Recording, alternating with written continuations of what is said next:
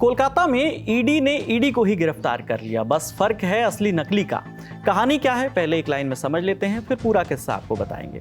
तो कोलकाता के ईडी अधिकारियों ने दो ऐसे जालसाजों को गिरफ्तार किया है जो खुद को ईडी का अधिकारी बताते थे और बड़े बड़े कारोबारियों से बड़ी बड़ी रकम की उगाही करते थे। लेकिन इस बार कुछ ऐसा हुआ कि जालसाज अपने ही जाल में फंस गए। इंडिया टुडे के दिवेश सिंह की रिपोर्ट के मुताबिक कोलकाता में जोन 1 के ईडी अधिकारियों ने जिन्नर अली को गिरफ्तार किया है। जिन्नर अली ने खुद को ईडी अधिकारी बताकर रविंद्र सानी के रेत खनन व्यवसायी से 1 करोड़ 30 लाख रुपए की उगाही की थी, जिसके बाद जिन्नर अली और उसका साथी सिन्नर अली उनके खिलाफ एफआईआर दर्ज हुई। मामले की जांच की गई और दोनों आरोपियों को पकड़ लिया गया है।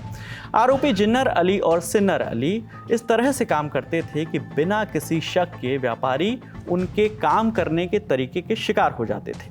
लोगों को वो अपने जाल में फंसाने के लिए एक फॉर्च्यूनर एसयूवी में घूमते थे जिस पर नकली ईडी का बोर्ड लगा होता था। इन दोनों के काम करने का तरीका इतना शातिराना था कि वो व्यापारियों को समन जारी करके सीजीओ कॉम्प्लेक्स या सरकारी दफ्तरों में बुलाकर ईडी कार्रवाई की धमकी देते थे। कहते थे कि अगर उनकी बात नहीं मानी गई तो कारोबारियों के बैंक खाते फ्रीज कर दिए जाएंगे और संपत्तियां जब्त कर दी जाएंगी। ये पूरा सिलसिला 2023 से लेकर जून 2025 तक चला। इतना ही नहीं, इन दोनों ने खुद को एंटी ट्रैफिकिंग कमेटी का मुखिया बताकर व्यापारियों को कई बार धमकाया भी गया है। ईडी ने अब इन दोनों आरोपियों को गिरफ्तार कर लिया है और उनके बैंक अकाउंट्स की जांच की जा रही है, जिन बैंक अकाउंट्स में ये पैसे मंगाते थे। साथ ही ये भी जानने की कोशिश हो रही है कि इन दोनों के साथ और कौन कौन इस पूरे रैकेट में शामिल है। वैसे फर्जी अधिकारी बनकर लोगों को फंसाना, उन्हें गिरफ्तारी का डर दिखाना और फिर पैसे वसूलना, इस तरह के गैंग बीते 2 सालों से काफ़ी एक्टिव हैं। साइबर ठग खुद को किसी हाई प्रोफाइल सरकारी एजेंसी का अधिकारी बताता है, जिसमें CBI, NIA, ED, narcotics control bureau और आरबीआई तक का नाम इस्तेमाल किया जाता है। फिर लोगों को डर दिखाकर उनसे उगाही की जाती है। इन्हीं बढ़ते मामलों को देखते हुए 2 जुलाई को गृह मामलों की संसदीय स्थायी समिति की एक बैठक हुई।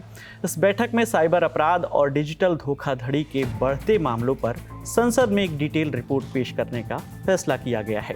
सरकार ने इस तरह के डिजिटल फ्रॉड से लोगों को बचाने के लिए पिछले साल एक मुहिम शुरू की थी, जिसमें किसी भी फ़ोन कॉल से पहले एक कॉलर ट्यून सुनाई देती थी, जिसमें अमिताभ बच्चन लोगों को साइबर ठगी से सावधान करते सुनाई देते थे। हालांकि दूरसंचार मंत्रालय ने अब इस कॉलर ट्यून को बंद कर दिया है।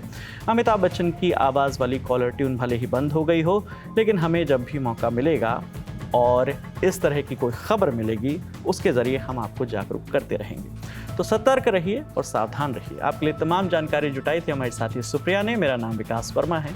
देखते रहिए दी ललन टॉप। शुक्रिया।